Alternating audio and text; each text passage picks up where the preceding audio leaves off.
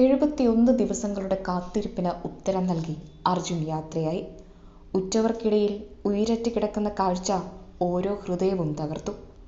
ഒരു വേള ഗംഗാവലിപ്പുഴയിൽ അർജുനെ കണ്ടെത്താനുള്ള ദൗത്യം നിലച്ചു പോകുമോ എന്ന് സംശയിച്ച സമയങ്ങളിൽ പോലും കുടുംബവും കേരളവും ശക്തമായി രംഗത്ത് വന്നു. അർജുൻ എന്ത് സംഭവിച്ചുവെന്നറിയണം. ഗംഗാവലിപ്പുഴയ്ക്കെങ്ങനെ വിട്ടുകൊടുത്തു വരാൻ മനസ്സില്ലെന്ന് കുടുംബവും ലോറി ഉടമ മനാഫും ആവർത്തിച്ചു. പ്രാർത്ഥനയോടെയാണ് കേരളം കാത്തിരുന്നത്.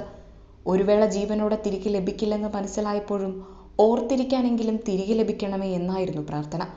കർണാടക സ്വദേശികളായ രണ്ടുപേരെയും അർജുനൊപ്പം കാണാതായി.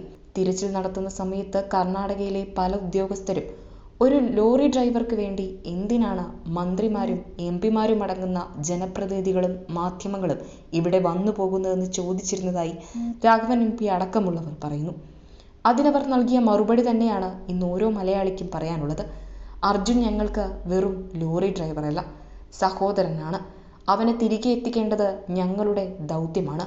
അപ്പോൾ അതിൽ നിന്നെങ്ങനെ പിന്മാറാൻ സാധിക്കും? അതിന് സാധ്യമാകുന്നതെല്ലാം ഓരോരുത്തരും ചെയ്തു. സോഷ്യൽ മീഡിയയിലടക്കം അർജുനായി ശബ്ദമുയർന്നു. ജൂലൈ 16-നാണ് ശിരൂരിൽ മണ്ണിടിഞ്ഞ് അപകടമുണ്ടാകുന്നത്.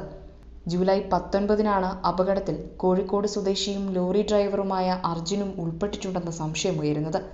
അർജുന്റെ ലോറിയിൽ നിന്നുള്ള GPS സിഗ്നൽ അവസാനമായി ലഭിച്ചത് അപകട സ്ഥലത്ത് നിന്നായിരുന്നെന്നും തിങ്കളാഴ്ചയാണ് അർജുൻ അവസാനമായി വിളിച്ചതെന്നും പിന്നീട് വിവരമില്ലെന്നും ബന്ധുക്കൾ പറഞ്ഞു. ഇതോടെ സംഭവം മാധ്യമങ്ങളിൽ വലിയ വാർത്തയായി.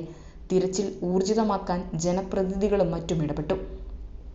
അപകടം നടന്ന 5-ാം ദിവസം ജൂലൈ 20-ന് തിരച്ചിൽ ആരംഭിച്ചു. അർജുൻ അടക്കം 3 പേരെ കൂടി കണ്ടെത്താനുണ്ടെന്ന് അധികൃതർ വ്യക്തമാക്കി. റഡാർ അടക്കം എത്തിച്ച് തിരച്ചിൽ ആരംഭിച്ചു. കേരളത്തിൽ നിന്നുള്ള രക്ഷാപ്രവർത്തകരും സംഭവസ്ഥലത്തെത്തി. ജൂലൈ 28-ന് അർജുനായുള്ള ദൗത്യം അവസാനിപ്പിക്കുന്നതായി വാർത്തകൾ വന്നു. ഇതോടെ ശക്തമായ പ്രതിഷേധവുമായി കേരളം രംഗത്തെത്തി. മുഖ്യമന്ത്രി പിണറായി വിജയൻ കർണാടക മുഖ്യമന്ത്രി സിദ്ധരാമയ്യയ്ക്ക് കത്തെഴുതി. തിരച്ചിൽ ആരംഭിച്ച് 13-ാം ദിവസം തിരച്ചിൽ താൽക്കാലികമായി നിർത്തിയത് പുനരാരംഭിക്കാൻ കടമ്പകൾ ഏറെ കടക്കേണ്ടി വന്നു. അർജുന് വേണ്ടി ഏതറ്റം വരെയും പോകാൻ തയ്യാറാണെന്ന് കേരളം ഒറ്റക്കെട്ടായി പറഞ്ഞു.